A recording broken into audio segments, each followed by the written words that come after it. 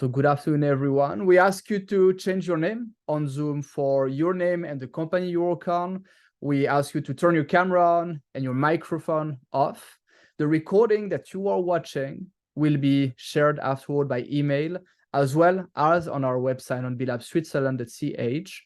And if you have any questions throughout the presentation today and for each of the session, please feel free to write them down in the chat and we will make sure to answer to them ASAP. Today, I will be your co-host together with my colleague, Giovanna. Giovanna Bressan is our Events and Community Manager at B Lab Switzerland. And I am Sebastian Shahidi from B Lab Switzerland. I'm responsible for the B Corp certification for SME, as well as our thriving B Corp community of more than 110 B Corps across Switzerland, across every industry and every size of company, the vast majority being small and medium SMEs, and of course, some more large multinationals. Together with us are our B Corp experts on employee ownership. We have Kevin Guillet, attorney at law at Sigma Legal and an SBA specialist with labor law, as well as Christophe Barmont, who is the co-founder of B Corp Loico. The program for today spans over 5 main thematics. First, Kevin from Sigma Legal will be sharing with you what do we mean exactly when we speak about employee ownership, right? We really want to be all on the same page as to what it means, what it doesn't mean, as well as application. How do we apply employee ownership? Thanks to his expertise and legal background, Kevin will really be able to draw a comprehensive picture on the thematic of employee ownership. And based on that, he will then move on to the second part of his presentation on the interest of the employees in the governing bodies, right? So why should even employee care about employee ownership? What's in for employee, what's in for companies, what's in for the existing shareholder and for the future shareholding employees. We will really want this first part as well as the second one to be interactive. So feel free to raise your hand if you have questions, write them down in the chat directly, and we will try to take as much as we can. And finally, for this first presentation, Kevin will be presenting the different forms of employee ownership. They span across a wide array of possibilities with each their advantages and inconvenience. And so we'll try to give you all a sense of what's best for what type of companies with these different forms of employee ownership. We'll open the floor for some questions after that. And we will then passing the mic to Christophe Barmont at Loico, who will share employee ownership in practice in his company, Loico. He will tell you all about the years of experience, the learnings that they have, what they would do if they were to do things differently today. And as a reminder, after the 3 sessions, we will be sharing with you a toolkit on employee ownership, as well as some templates, a glossary, and a real case study based on Loico, so that you all have in written the learning from this company. Last, we will share the next step, remind you all of the upcoming 2 sessions, and open the floor last time for questions. Now, to get started, as I mentioned, we have the ambition to create this session as interactive as possible. To this end, we would love to ask you 2 questions for a start to engage you from the very beginning. And so we ask you to either go on your web or mobile browser on the website www.menti.com and enter the code that you see on the screen. So that's 8249-749, or simply take your phone and register the QR code that you see here. And as you do that, we are transitioning into the Mentimeter.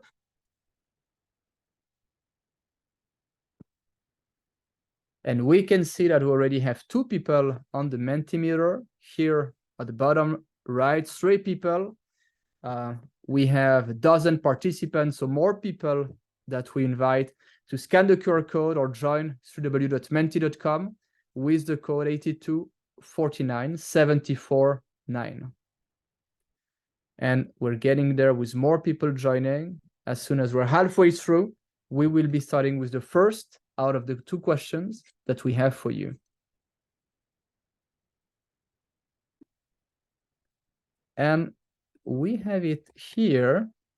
First question to you all: what words come to your mind when you think about employee ownership, right? You all are part of our organization. You may be independent.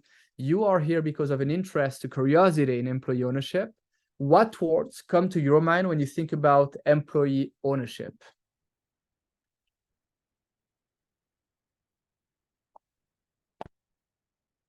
And we see the first words coming in. We also see new joiner coming in. Welcome to this first session of the Employee Ownership Conference Series, powered by B Lab Switzerland and the Employee Ownership Working Group of B Corps. We are right at the beginning in a Mentimeter to create engagement, to hear from you. What word come to your mind when you think about employee ownership? For the new joiner, you can join at www.menti.com on your web browser or mobile phone and write down the code that is on top of the screen. The words are coming in already, almost a dozen of answer, and we see empowerment, responsibility, sustainability. Interestingly, more often than not, people tend to think about sustainability from the environment side of it, but there's a wide variety of opportunities on the social part of it. And of course, employee ownership is one of them. So sharing is a big one, engagement, employee dedication. I'm turning to you, Kevin and Christophe, as I believe these words will echo the presentations you will make and the interest that the company or the employees may have to go into the world of employee ownership. Moving on now to the second and last question to get a sense of the audience today. Sebastian, sorry, can you share the Mentimeter screen? Sorry, don't see it. My bad. I was enthusiastically sharing on something you don't see. Do you see it now? Yes, perfect. Thank you. Then, as you can see, the words are still coming in. Fair, democracy, commitment, democratic. And as I was saying, you will very certainly hear this word echo what Kevin from Sigma Legal and Christophe from Moico share about the theory and the real-life experiences that they see on their daily life. Moving on to the second and last question before we will open the floor to Kevin, who will speak about what is employee ownership, what are the advantages, what are the forms. We'd love to get a sense of the audiences with us today, and we'd love to know how interested are you about the topic of employee ownership. Are you just curious about it and curious to see what the conference would bring with you? Are you interested and maybe you'll implement it into your organization? Maybe you're very interested, and that it seems like there's a trend building on very interested, planning to implement employee ownership within the next 18 months. And at least one company has already implemented employee ownership structure. Well, that's a fantastic demographic to have with us today, because you will see with the first session today, where we introduce the thematic of employee ownership, the second session in 2 weeks, where we go more in detail on the how-to, very practical action, very practical oriented, sharing best practices as well. And the third session on foundation ownership with Veleda, Patagonia, for instance. For those of you who are interested to implement it sometime in the future or in the next 18 months, these 3 series, at the end of it, you will have fantastic knowledge about how to get started. And in preparation of this meeting with the participant, with the expert, they were sharing with us the best clients that come to us as experts on this topic are the ones who already have an idea of what this is about and what they want. And that's exactly what the resources that we'll be sharing with you after the third session will help you do. So I think this gives us a great overview of the demographics at hand. Thank you very much for engaging into this first step. We will now be resuming into the presentation. I will be sharing my screen and then passing on the mic to you, Kevin, for this first part. I assume that you all see my screen, and I am passing on the mic to you, Kevin. Thank you, Sebastian. Thank you also for this introduction. First of all, one key element is to define what we're talking about when we're talking about employee ownership. And we will see a bit later in the presentation that there are many forms of employee ownership that exist. There is no ideal form or perfect form that is the one to be implemented. It all depends on your needs, also on what you would like to implement within your company. First of all, what is employee ownership? It is a form of employee empowerment where the employee will have a financial stake in the company, and the way of the way these its interest in the company can be undertaken. It depends on what the company would like to offer to the employees. Also, what is the implications of the employees within the company. Usually it's with the provision of company shares, which is one possibility, and the other one is the grant of stock options. And we will see a bit later the advantages and inconvenience of these several systems. But first of all, the most important point to remember is that this employee ownership, it will be part of the overall compensation package of the employee. The idea is to ensure that the employee remain within the company, are maybe more invested in the decision-making process, and also take part in the growth of the company as well. Thank you for this next slide. And this long-term, the idea of the employee ownership is to ensure that there is some long-term success of the company, and that the employee will be interested not only to perform the daily activities, but that they can also as well influence in some way, depending on what is the interest of the company, but also influence in some ways while taking part into the General Assembly or being part of the decision-making process.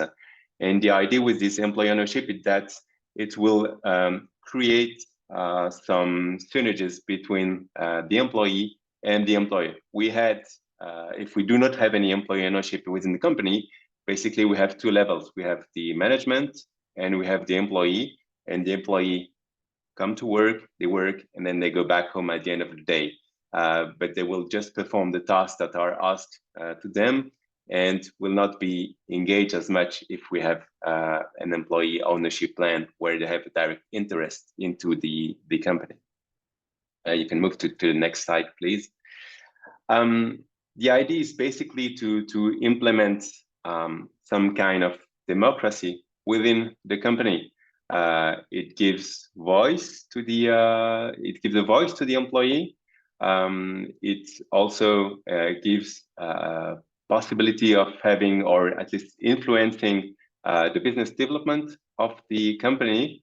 And when I talk with some of my clients that have implemented employee ownership, usually the employee are satisfied with these elements, because they feel that it is at least they own part of the company, even if they do not have voting rights, because it means that not only will they be implicated into their daily tasks, but also within the development of the company, maybe bringing more ideas, maybe feeling some kind of more in-depth involvement, as if there is no employee ownership.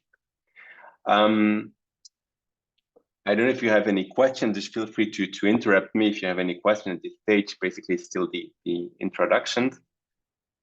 If it is not the case, then we move to the next one. What is now a bit more in depth the advantages or the interest of the company, and also of the employee, of having an employee ownership. There is some incentives, which is also a financial gain that is possible to be. You can benefit from a financial gain with owning some shares of the company. There is also some tax optimization, which is possible, because we will see a bit later with the different forms of employee ownership. But there is a possibility to purchase the shares at a certain price, and then to benefit from the increase in price of the different shares, which is also kind of an incentive, and also has the effect that the employee will be encouraged to stay longer in the company and also be more involved in the development in the future of the company. There is also another effect, which is not a legal effect, but which is more maybe psychological one, is the alignment of the employee with the company goals. The idea behind is that if you do not only have an employment contract, but that you have shares in the company, you're interested into what are the company's spending, what is the development, if there is a new services that will be provided, if there is a new place where the office will be located. So you feel more involved in the company goals. And usually it helps you, it allows you also to be more aligned with the interests of your employee. The idea is also to bring closer the management and the employee within the development of the business. I already talked about the tax benefits and incentives. There is also this sense of commitment, of motivation, which also a psychological effect of the employee ownership. And the idea is also to use this employee ownership as retention tool for the employee that are the good elements of the company. And it is also part of the what we say welcome package of the company. Many startups, but this is maybe more because of lack of cash at the creation of the incorporation of the company. They do have employee ownership programs because maybe the normal wage will be lower than the usual industry, but then you're entitled to stock or to options, which will be part of your remuneration. And the idea is that if there is at some point sale of the company, or if you get investors that enter into the company, you will also together with the founders benefit from the growth in the value of the company. So these are basically the effect on this. There is also a last effect before we dig into the different forms of employee ownership. There is also an effect on the reputation of the company and also on the stability. This brings two messages to the markets. The first message is it will reinforce the image of the company within the market, because it also creates some stability. You have a development within the long term, you implicate your employee, and the idea is that you will continue to grow, you will continue to develop a business. This is a very positive message. And the other one is also to attract talents or to retain talents, is that usually within the plans, there is always a long-term incentive. So you will be granted some options or some stock, and then after a certain amount of years, you will be granted more stocks or more options, or then you will have the possibility to sell these options or these stocks, which will create also a financial incentive on your side. So these are basically the interest of the employees or employer with employee ownership. I don't know if you have question at this stage. This does not seem to be the case.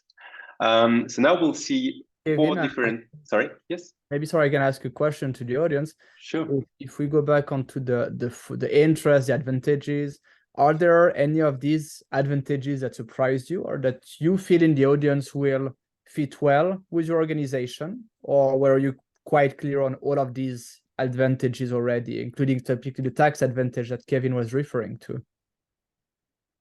Anything that surprised you?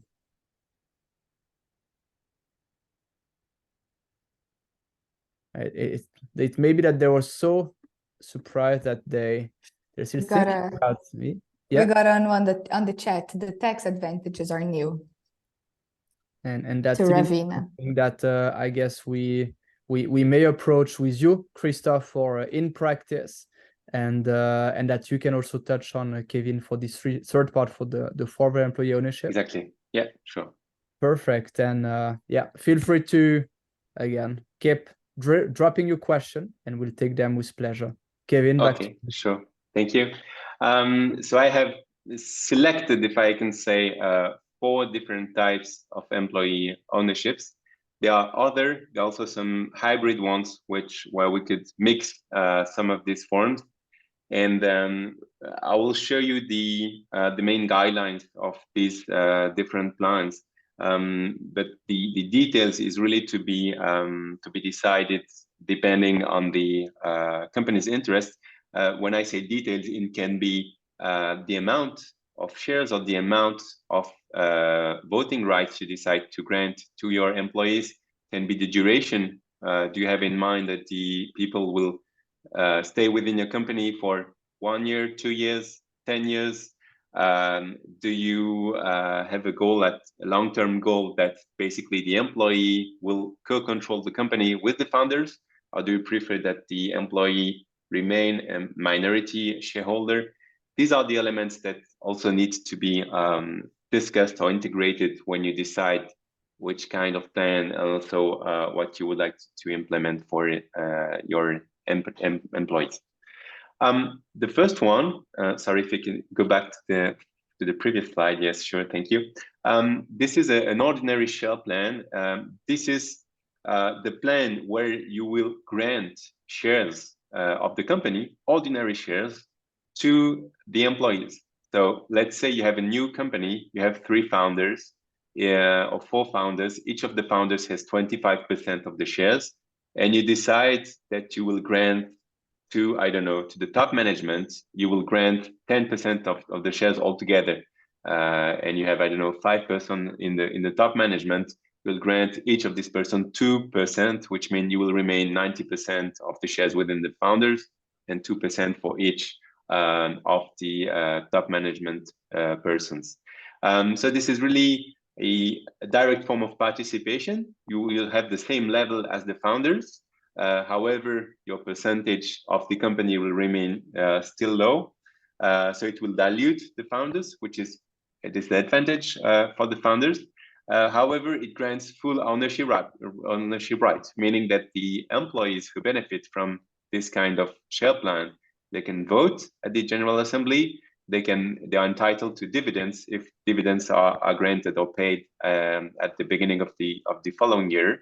And this is also a strong incentive, a very strong message to the employees to say, you're part of the company, you're at the same level as the founders, and basically we give you the same rights. So there is a very high level of implications of the employee with this kind of plan, but this is the most thorough one, the most complete one. You can move to the next one. Thank you. This is the second type of plan, which is the non-voting share plan.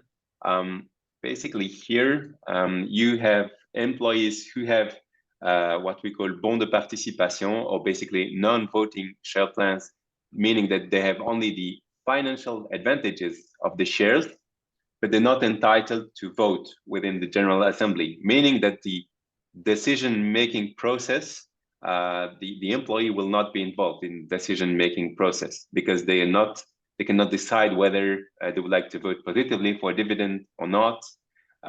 They cannot influence the way the direction the company will take, but however, they will financially benefit from the growth of the company, from some dividends, and they will also, in case there is a sale of the company, they'll also benefit from the profit of the sale. And the last point is that it does not work for LLC, so SARL GmbH. It's not possible to have this kind of non-voting share plan, but this is basically second share plan. The third one, which is very commonly used, we also very often see this expression in the in either American or UK companies. It's what we call stock option plan. The stock option plan is it will grant you an option to purchase a stock, so to purchase a share of the company, can be non-voting share or ordinary shares, at a certain price. And that was the idea also of the illustration here that I make, which is the important element in order to understand how it works. is that you are granted a certain amount, an option that can be exercised at a later stage, where you are sure that you will be allowed to exercise your option and then to purchase some shares at a certain price. And here in the example, in the illustration, you see that the grant date, you can purchase the stock at $40, but then the exercise of the option will take place later. And then in between, the share has increased in value of $10. So basically, you will buy shares that have the value of 50, but at the price of 40. So there you have an incentive, a financial incentive, and there is also here a tax advantage in particular, because in this kind of option, you will be allowed to benefit from the extra valuation without paying tax. There are some conditions, but basically there is some tax optimization, and there can be another one later if there is afterwards also a sale of the company. The advantage of the stock option is that it is up to the employee to decide whether they would like to exercise their option or not. And also, if the employee leaves the company between the grant date and the exercise date, so meaning what we call the vesting period, then the employee will not be entitled to anything. So basically, it is a strong incentive to ensure that the employee will remain in the company. And then after he has exercised the option, if it is ordinary shares, they can vote or decide within the company. So this was the third kind of plan. And the last one is the phantom stock options. The phantom stock option is the most basic employee ownership plan. It is only a financial incentive, so there is no involvement of the employees in the decision-making process, because the phantom stock is basically, it is not a stock, it is not a share of the company. It is a stock that it is only actually a contractual right. So it is only a right that you have to the company to be entitled to some financial gain, as if you were a shareholder. So if the share is worth 10 and then 20, then you're entitled to the dividends as if you were owning some shares, but you do not own any share. The idea behind is that you can remain or leave the share, the stock as it is. You do not need to dilute the founders. You don't need to create some specific stock or non-voting shares for employees. It remains the same, but you grant your employees some right to be entitled to some financial gain. So it is the most basic one, not complicated to implement. However, in terms of involvement of the employees, they will not be involved in the decision-making process, only be entitled to the financial gains. And the other element is that there is no tax gain here. It is basically more like a variable salary, but in forms of a specific plan. I am aware that I gave you many information. Feel free to ask any question if you have. We have one question coming in the chat, Kevin. How are phantom stock plans different from regular bonus schemes? It is not really different. Where it differs is that you will be entitled to financial gains as if you were a shareholder, whereas in some bonus scheme, usually you're entitled to a bonus if the performance is of, I don't know, XYZ%, or if there is some benefits at the end of the year. Here you're exactly treated as a shareholder of the company. So this is basically where it differs. Thank you, Kevin. Any other reflection or doubts in the audience?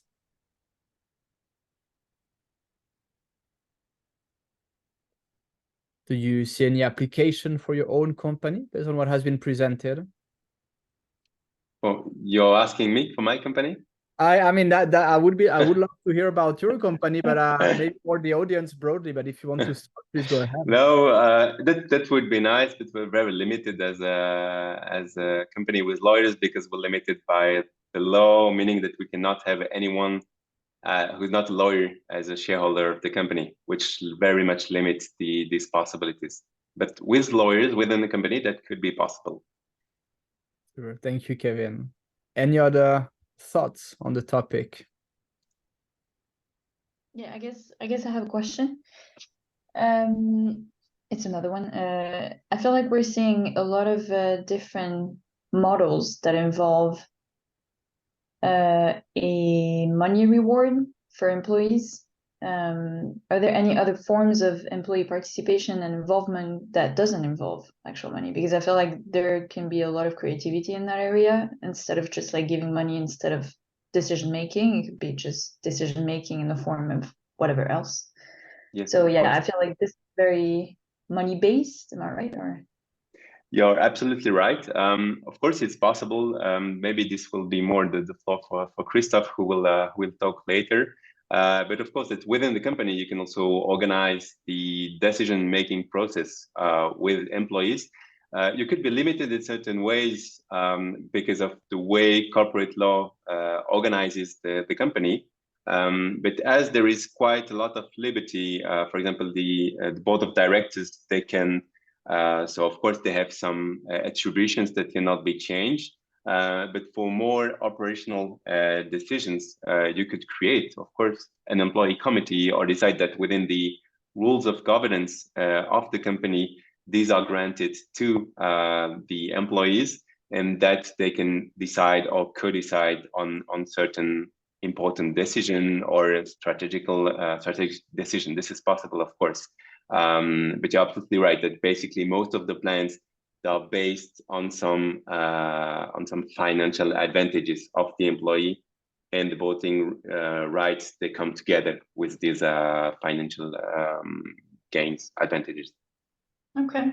And I guess I'm sorry, I'm just the following question would maybe be more for Sebastian, which is, I know that employee participation and engagement is a big thing in B Corp. Do you see, there are a couple of questions in that regard. So do you see most of those models being monetary ones and legal ones, or more on the side of, yeah, employees get to vote on decisions for the company? Do you know that, or? Yeah, no, that's a very good question. Look, you're right. There's a specific section of the B impact assessment that's called an impact business model that rewards company who offer more than 40% of their share to employees, right? And they get specific rewards for that because it's very impactful.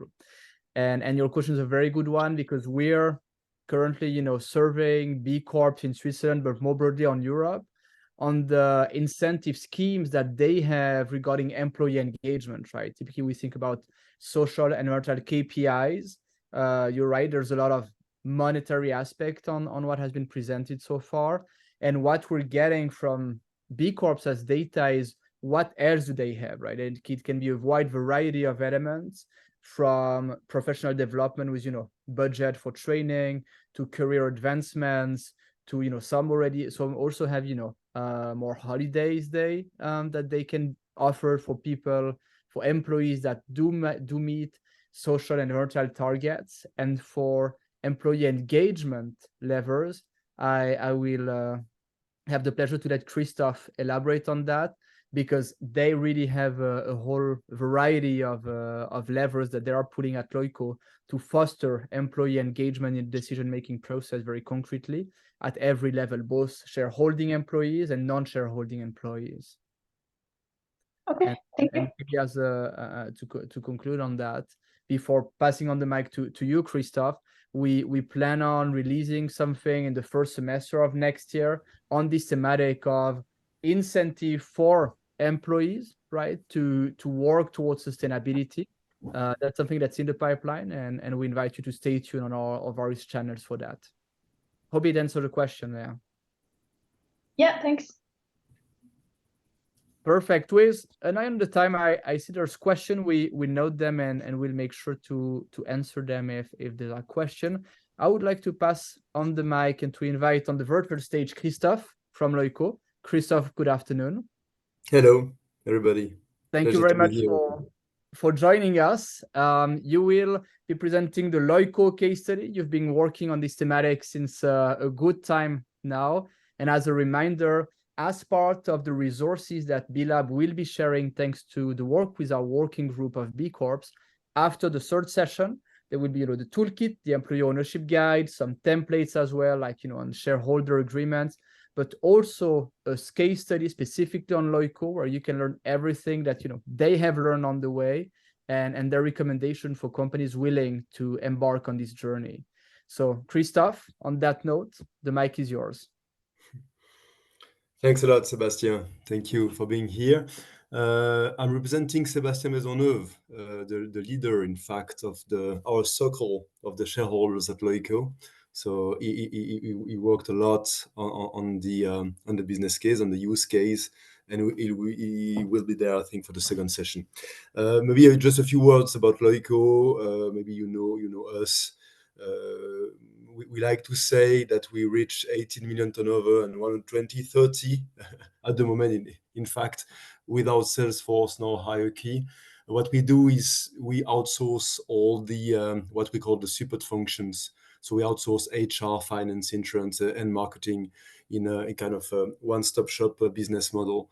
And we have 4 offices in Geneva, Lausanne, Sion, and Zurich. That's it about Loico. When we created Loico 10 years ago, we really wanted to have a company fit for the future. So a company which is sustainable, agile, and digitalized. I won't talk about digitalization today because it's a long topic, but I will get directly to sustainability. If you take the next slide, we are big fans of Yvon Chouinard, as you know. And what we decided, because when we created the company again 10 years ago, we wanted to find a new performance model, in fact, because we didn't want to focus on the turnover, on the earnings, on the margins, and so on.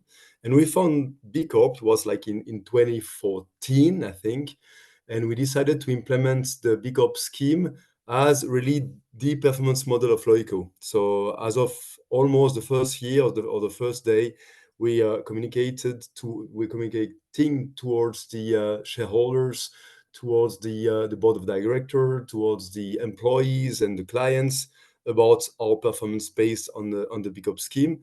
And I think that we are now the first B Corp, like temporarily in Switzerland, like for since 2015, I think. So it's very embedded in Loico.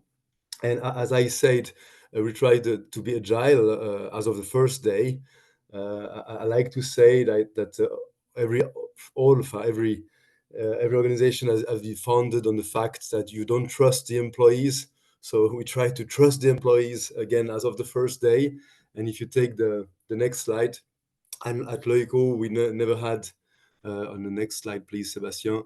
At Loico, yes, yeah. So we started without any work schedule, compulsory place of work, dress code, sellers and bosses. So we wanted to have or to make every employee an entrepreneur within the company, and I think we managed it pretty well to do so.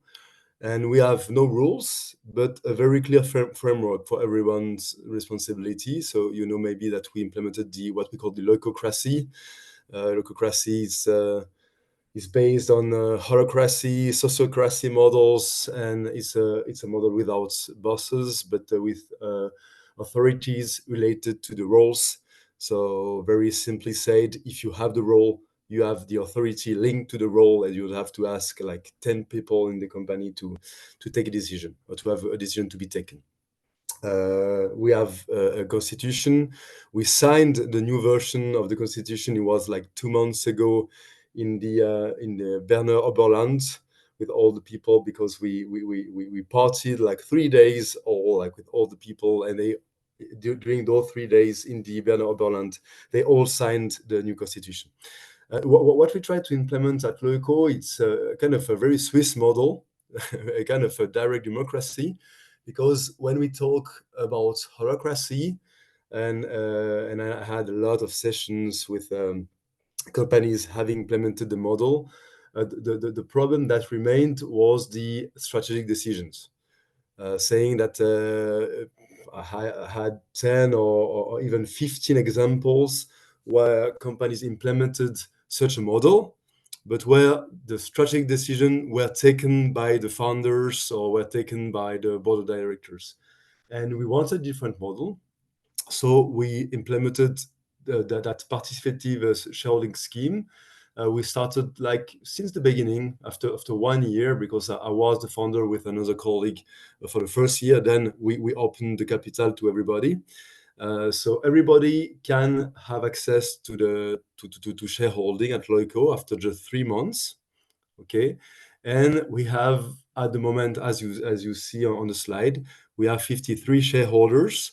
So a bit more than 1/3 of all the employees are shareholders. It's 70% of the shares, in fact, that are all directly owned by the. Maybe if you take the slide before, sorry, just like Sebastian. Yeah, just one word about the what we call the two chambers principle. So that's on the middle of the slide. So to take the strategic decision by Loico, we have to make sure that the two chambers, the two main circles, are aligned.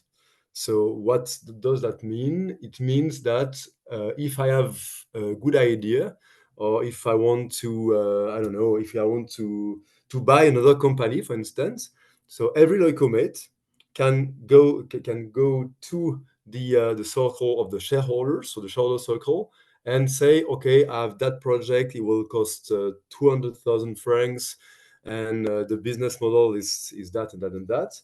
And then the shareholders they will vote, and then so we do that on Teams. We record the video, so we record the meeting, and then the board of directors see the video and vote.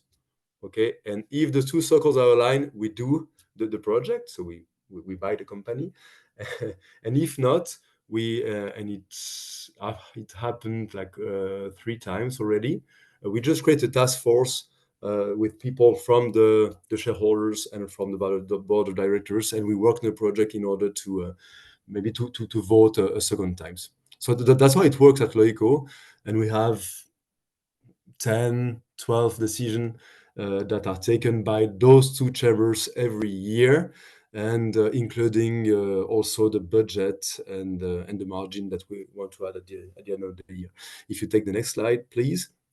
Here you have the what we call the legal responsibilities of the shareholders, in fact. So that's the law. Kevin, I'm sure you're aligned with that. And we added, you can see that in our peerdom, because you know that, or maybe if you don't know, but we are on peerdom to map the organization. And those responsibilities, you can also find them on peerdom for the shareholder circle. We add those responsibilities. So systematically, the circle of the employees, so the employees who own shares, they advise the board on strategic project. They approve all the company creations, acquisition. They approve the changes in the constitution. They advise the board on the budget and the profit margin, and so on and so on. And so, really, we wanted to make sure that every important decision that has to be taken goes through the shareholder circle. And that's pretty, so that's pretty unique, in fact. So I haven't seen a system like this in Switzerland. So if you have like a hint of a company which has this system in place, please, like, give me a call, because we need like benchmarks in order to improve our model. The challenge that we have, it's what we call the liquidity of the shares, of the equity. It means that it's pretty normal to understand that if you are a founder and you bought shares, or you founded a company, the value of your shares is pretty high, and so for the new people coming, it's pretty expensive to buy them.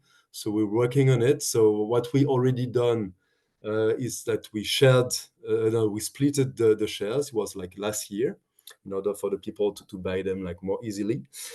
And then we changed also the access to the shares, because like before it was you had to be 2 years at Loico, and we wanted the people to be able to buy like after 3 months. So we just changed it.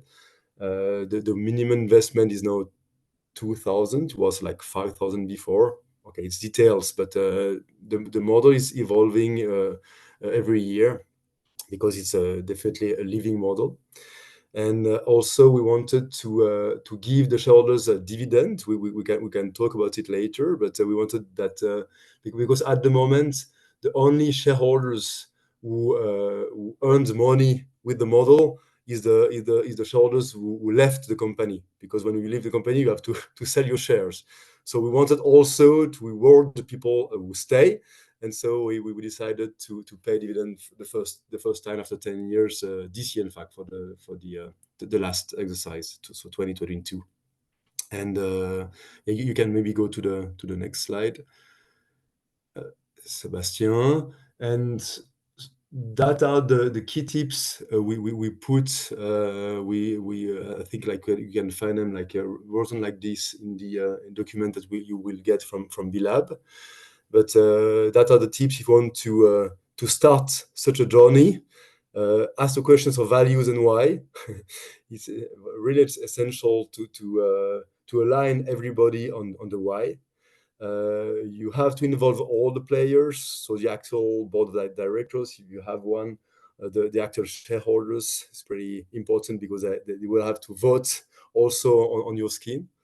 And you have to communicate transparently, because like you may have a different point of views in the company, different also I don't know, interests. So really the communication is very, very important if you want to align everybody. And if you go on the next slide, what we did at first is that we a bit like we searched a bit on the market, a few benchmarks, and we learned from that benchmarks a lot. We called them, we met them, and so like yeah, it allowed us to be faster and more relevant on our model. Don't rush. You need time to align everybody. Put a real plan in place, and also clearly define the voting areas. Not because we didn't want the system to be too. In fact, if you give role to the people and you give authorities linked to that roles, you don't want to vote on everything, and that's so you want to stay agile. And to stay agile, you do really need that the people on the field, they can take decision for the authority they have. And after 1 year of this system, we had like voting proposals for 10,000 francs on, or okay, we say no. Okay, like the role of the authorities, and it's just for the strategic decision that we go to the shareholder circle and the board circle. That's it for my presentation. Thanks a lot, Sébastien. I think that we have a few questions, so maybe I'll let you take the question that you want me to answer, Sébastien. You make me. Yes, absolutely. I mean, there is, I think, one question from Alexandre from Connex, who say, how do you determine the share price and the number of shares available to employees? And just before you answer, because we will be leaving that slide, reminder on the next 2 sessions in 2 weeks and in 4 weeks, going more in depth into practice, right? How companies went for employee ownership with more detail, and then beyond employee ownership on foundation ownership. And then we can open for question until 4 p.m. So please, Christophe, for this first one. Yep. So we have a formula, in fact, and every year the General Assembly will vote on maintaining or not the formula or changing it, because like depending on the business, you may want to change the formula, but that formula determines the share price. And so it's the same formula for the people coming in that for the people coming out. And the number of shares, so if all the shares are open to the employees, you need people like selling their shares in order for others to buy them. But to make sure that everybody who can enter the shareholder circle, want to enter the shareholder circle, can enter the shareholder circle, the founder, they put some shares available to newcomers. So now it's every time it's a contract between someone selling the shares and someone buying the shares. So it's a peer-to-peer system, in fact. And yeah, so for the moment, we always add available shares. We will see in the future, but that's how it works. Alexandre, does it answer your question? Maybe if I can add something with regard to this, to the sale and purchase of shares, it's also possible to create what we call a conditional capital of the company, where we create an extra capital with the decision of the General Assembly, and then the board, they can decide to use this conditional capital and to grant them to the employees in case you're growing and increasing the number of employees. So of course, it will dilute the founders, but still it doesn't require someone to sell his shares to someone else. So it's a possibility, but you need to prepare it in advance when you implement the plan. Yeah, thanks a lot. Thank you, Kevin. Any other question? Oh, Christophe, you want to add something? No, I think I answered like the questions of Arthur and Alexandre. Waiting for future question. Maybe I can direct a question to you that we've heard, in preparation of this guide. Kevin laid out a series of advantages for the company, like more performance of the employee, more engagement, maybe lower turnover rate.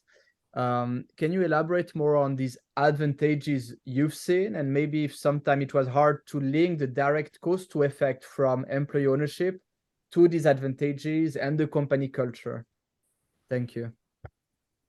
Yeah, I need 30 minutes like on that, but but maybe the first and the main advantage is really to have a collective intelligence within the company, because like if you have 50 people involved in every important strategic decision, you will raise the level of the knowledge of all those people, and also raise the level of engagement, raise the level of participation, and so on and so on. And we saw after 4 or 5 years of implementation of this model that the global level of awareness, of knowledge, and of engagement of those people raise a lot. So for me, it will be the main added value of that concept at Loico.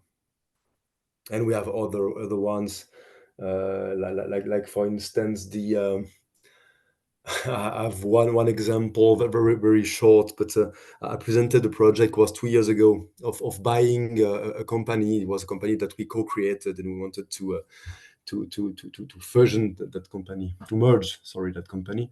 And I presented the project, and the people that they refused. So the circle of shareholders, they vote against the project because there was a problem of value alignment of some people in the company. And so we worked like 1 year long in order to correct this and work with the people. And at the end, we voted and they accepted. And in a normal scheme, I would, as an ex-CEO, I would have sold this project to my board. And the board, they don't understand anything, so they would have said yes. And I would have like worked like 4 years in order to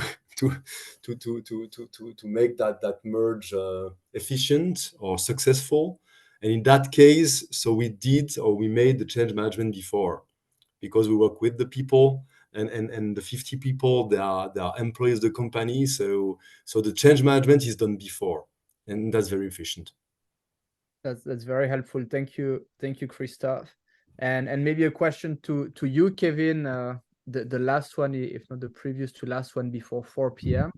In your practice, you see a lot of companies wanted to enter this employee ownership journey.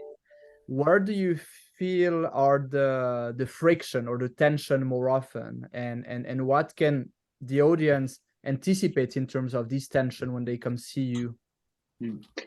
The main friction point is very usually the founders, they see the advantages of granting some shares to some key employees, but on the other hand, they don't want to let some of the shares go, because they feel, which is correct, that they will lose either some powers within the decision-making process, or they will be diluted.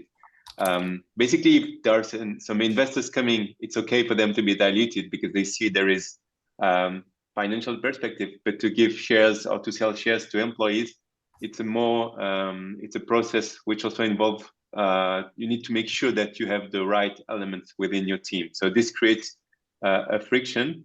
And the other friction is on the other side, the employees. Some of them, they think they will control the company from start, which is not the case. It is more, as maybe Christophe summarizes, they will be involved in certain decision making. They can bring ideas and they will be more involved, but they will not decide who will be hired at what salary, what will be our operational decision that will be taken on a daily basis. So these are two frictions I see regularly. That's something you will all see. Thank you very much, Kevin. In the guide, the internal education, right? In like education on what is a P&L, how do you manage, the revenue, the cash flow of the company, and this initial education is very key. On that note, the session is touching an end. I would like, in the name of BitLab Switzerland and together with my colleague Giovanna, heartfelt thank you to you, Kevin, and to you, Christophe, for your very precious time and sharing your insight. To you all, the audience watching this stream live or on recording, for tuning in and for your interest in this topic. Again, don't forget, we have 2 more sessions coming in, and at the end of the 3 sessions, mid-November, you will be receiving the employee ownership guide that the B Corp Working Group has created, case studies, templates, and so much more. Thank you very much for joining. Have a great afternoon ahead, and take care. Thank you very much. Cheers. Thanks a lot. Bye-bye. Thank you.